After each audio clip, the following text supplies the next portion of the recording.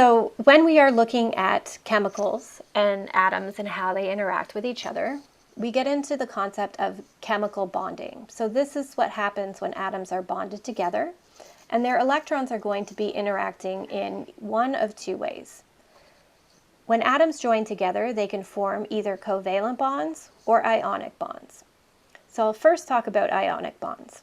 Ionic bonds occur when the attraction between the two atoms is unequal.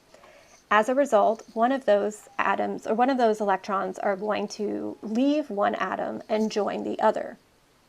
Remember that atoms want to bond together so that they fill their valence shells. So in an ionic bond, one is going to be losing electrons. As a result, it will go down to the underlying orbital underneath, which should be full. And if it's full, once again, it's going to be happy. The other atom in the chemical bond is going to be taking in electrons, once again to fill its outer orbital. So ionic bonds, you have a complete transfer of electrons from one atom to another to form that bond. Covalent bonds are, you're also dealing with the interactions of those electrons, but in this case, the atoms are going to be sharing those valence electrons between them. This forms a molecule, and once those molecules are formed, these atoms together form a compound. So they're going to have different properties. Electrons are typically shared in pairs, and so when they're shared in one pair, you have a single bond. If they're shared in two pairs, you would have a double bond. Here we've got the bonding, and this image depicts the bonding between two hydrogen atoms. So hydrogen atoms together would form a hydrogen molecule. And in this case, because hydrogen is sharing with hydrogen, there's going to be an equal pull of those electrons. So that would be considered a covalent type bond.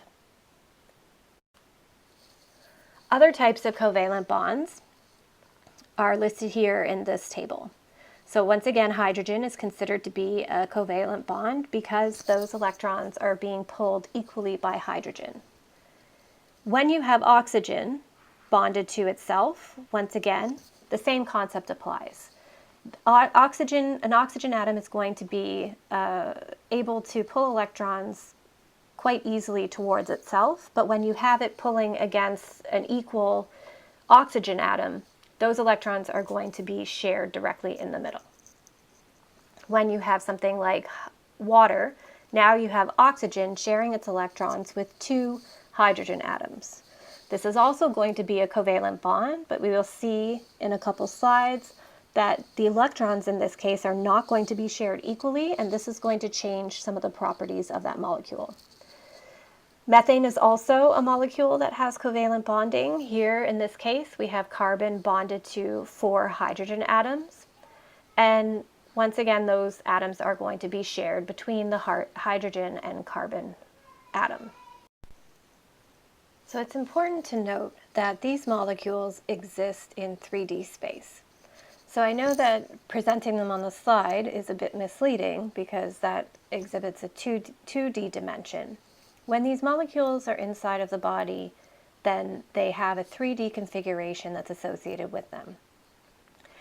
So if we take a look at oxygen and when it's bonded to itself, oxygen gas and hydrogen gas, as seen on the left, they have a pretty linear shape. And this is because those electrons are shared in between them, and any of the electrons around them are going to be exhibited in this linear type or dumbbell shape. When you have more elements and when you have more electrons involved, this will change the shape of the resultant molecule. So methane, for instance, has carbon in the middle bonded to the 4 hydrogens, and you can see that this 3D arrangement starts to take place. This 3D arrangement represents where these electrons are more likely to be, and they're usually held in a type of cloud arrangement around the atoms and the nuclei that are associated with those atoms.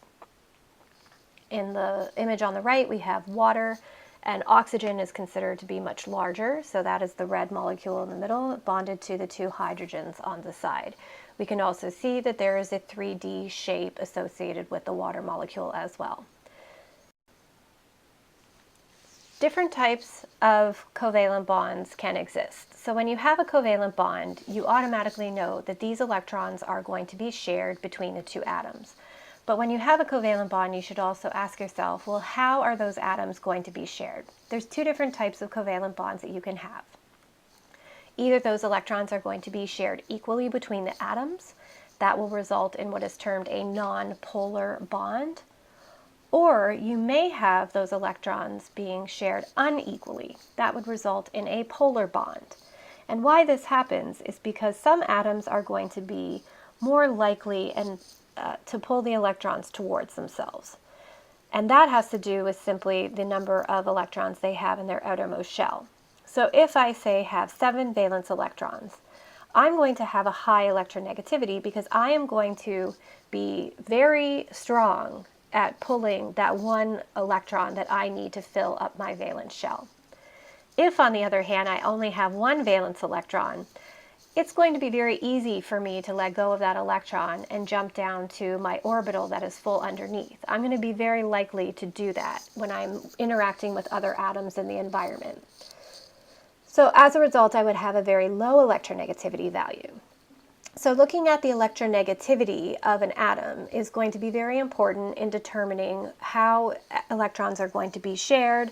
Are you going to be giving up an electron or gaining an electron, which would be an ionic type bond? Or are you going to be more likely to share electrons? And if you are sharing, are you going to share them equally with the other atom, or are you going to share them unequally, which would result in that polar bond? So dealing with the concept of electronegativity, there are some trends that are noted on the periodic table. In general, electronegativity increases as you move towards the right of the periodic table.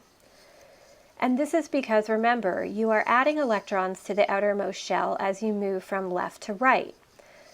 What that means is that as you add the electrons to the shell, eventually you're going to get to the point where you're more likely to hold on to the electrons you have, and you're also going to be very good at pulling electrons from those elements around you.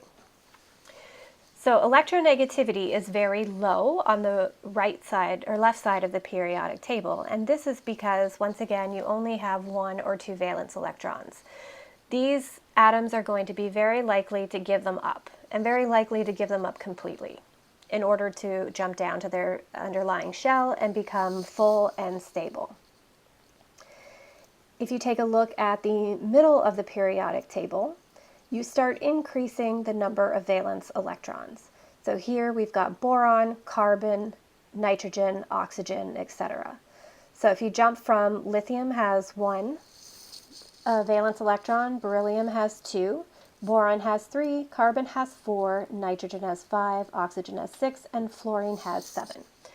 Keep in mind here that the noble gases are not included in this because they don't have an electronegativity value because they're completely stable. So if you take a look at this periodic table, what you will note is that as you move from left to right, you're increasing the electronegativity. I want you to pay attention to the first row, specifically boron, carbon, nitrogen, oxygen, and fluorine. So this means that carbon is slightly more electronegative than boron. Carbon has 4 valence electrons. It kind of can go either way. It can give up electrons or it can take in electrons, and I'll tell you, it's more likely to keep the electrons that it has and to share 4 electrons with other atoms. Nitrogen has 5, so it only needs 3 more electrons to become full, so the electronegativity is going to be a little bit higher. Same with oxygen, there's 6 valence electrons, and then finally fluorine. So fluorine is considered to be the most electronegative atom in the periodic table. And this is because it has 7 valence electrons, so it only needs 1 more electron. It's going to be very good at ripping those electrons from other atoms in order to become full. So it has a very high electronegativity value. Oxygen is, I want you to highlight oxygen. Oxygen is the atom that we are going to be dealing with the most in this course. It's the most important when forming biological molecules. Oxygen has a very high electronegativity value. So it is going to be very efficient at keeping its 6 electrons, and it's going to be strongly pulling the last 2 electrons from whatever it encounters. Another trend in the periodic table is if you move down the periodic table. So if you go from oxygen to sulfur and all the way down the table, you will notice that their electronegativity values decrease. And this is because those valence electrons, remember, are moving further and further away from the nucleus. The nucleus has that positive charge. So as those electrons move, those valence electrons move away from the nucleus, they are getting further away from the positive charge. So the electronegativity value is going to decrease because you simply don't have that close association between the positive and negative charge. So when you're looking at electronegativity and how what types of bonds form, if you have something that bonds with that has a high electronegativity value, like let's say chlorine, and you have it bonded to something that has a very low electronegativity value, such as sodium, that is going to form an ionic bond because there's such a difference in the electronegativity values that sodium is simply going to give up that electron and chlorine is going to take it in. By definition, you have a transfer of electrons and a resultant ionic bond. If you have something like oxygen, has a high electronegativity value, if you have it bonded to something that is also pretty low in electronegativity value, like a hydrogen, for instance, that is also going to cause a difference that is going to result in a polar covalent bond, because oxygen is going to hold those electrons closer to it, and hydrogen is not going to hold its electrons. It's not going to completely give up the electrons. It's going to share them, but it's going to share them unequally. Those electrons are going to be housed closer to oxygen in that molecule. However, if you have oxygen and it is bonded to, say, itself, it is going to be equally pulling those electrons. So when oxygen's bonded to oxygen, you have the same electronegativity value.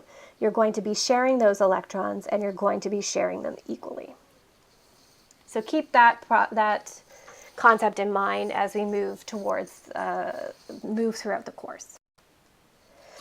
So here's some examples of covalent bonds, both polar and nonpolar. So here we've got hydrogen gas, hydrogen bonded to itself. This would be considered a non-polar bond. Same electronegativity values, those electrons are going to be shared and they're going to be shared equally amongst each other. This shows the electron arrangement of oxygen gas. So oxygen, once again, bonded to itself, same electronegativity values, they're going to be shared equally. Carbon and hydrogen, if you go back to the table that was on the previous slide, there is a difference in electronegativity. Carbon is slightly more electronegative than hydrogen, but there's not that much of a difference. And so as a result, they're going to be shared relatively equally between the carbon and the hydrogen. And finally, oxygen here has a very high electronegativity value. Hydrogen does not. So as a result, they are going to be shared. However, these electrons are not going to be shared equally. When you have a polar covalent bond, you can designate different poles. There will be dipole moments that reflect where these electrons are housed most of the time. Because oxygen has a high electronegativity value, it is going to be holding those electrons closer to it. As a result, it will have what is termed a slightly negative charge or partial negative charge, or a dipole moment. The hydrogen, on the other hand, will also be sharing its electrons. It's not going to completely give up that electron, but that electron is going to be pulled away from hydrogen. Because electrons have a negative charge, if that negative charge is getting further away from that atom, it is going to have a resultant slightly positive charge. And that can be seen by the delta plus in the diagram. So looking at a water molecule, the oxygen is going to be slightly negative while both hydrogens are going to be slightly positive. And that indicates that you have those electrons being shared covalently, but those electrons are going to be closer to the oxygen atom. And because you have more electrons, you have more negative charge, you are going to be slightly negative. So I already described ionic bonds, but this just illustrates it. Remember, ionic bonds occur when one atom completely steals an electron from another. The goal of all of this, as with polar and nonpolar covalent bonds, is to end up with a full valence shell.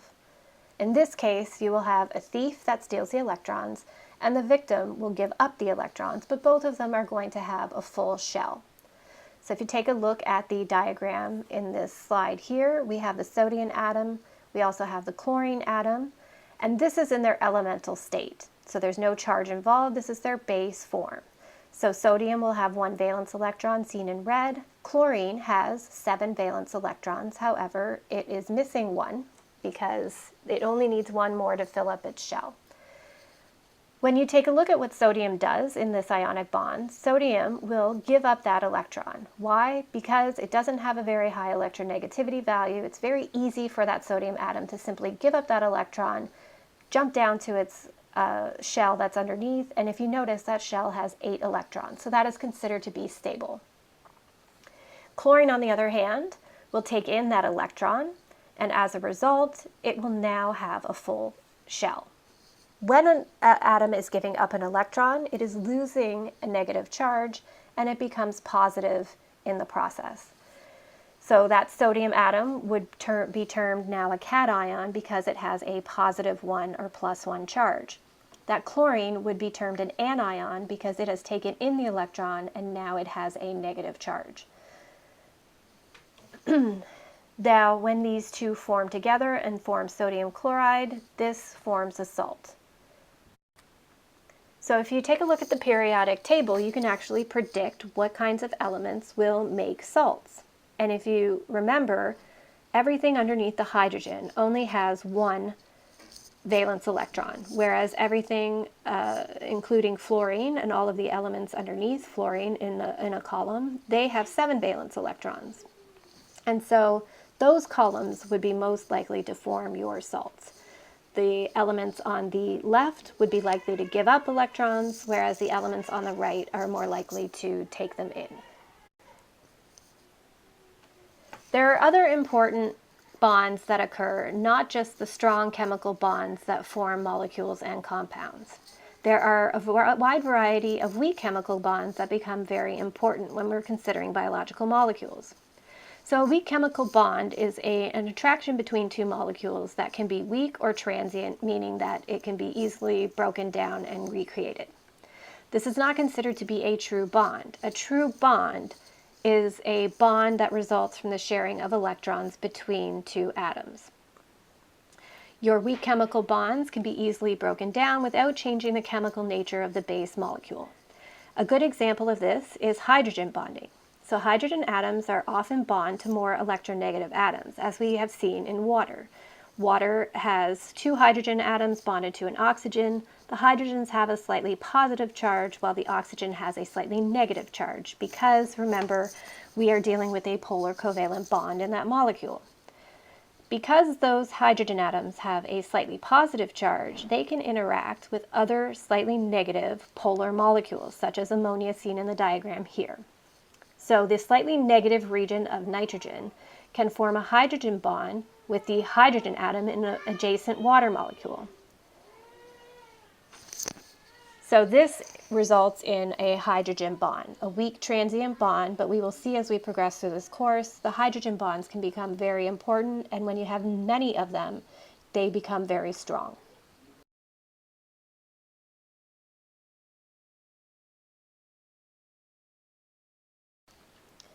Another example of a weak chemical bond is van der Waals forces. And this is because electrons are in constant motion. So there can be hot spots of charges, either positive or negative charges. So remember, a positive and a negative charge will strongly attract each other, whereas the opposite will occur.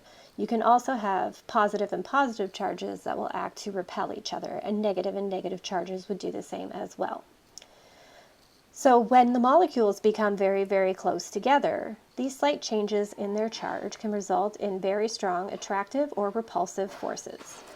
So an example of this is the gecko seen here. A gecko can climb up a wide variety of substances, both polar and nonpolar. How it does this is by having little tiny hairs on the bottom of on the bottom of the digits, and they can actually change property. So when the gecko is encountering, say, a polar or slightly negatively charged substance, it can change the tips of its fingers to have positive charges, and as a result, they would be very attracted to the substrate that it's trying to climb upon. And because there are so many of these little hair-like structures, Once again, the increase in number would increase the strength of that weak chemical bond. So it actually becomes very strong and strong enough for it to propel itself up that surface. It can also change. If it then encounters a slightly positive charge, then it would change the properties of the ends of the feet to then become slightly negative so that it can then propel itself up that type of surface.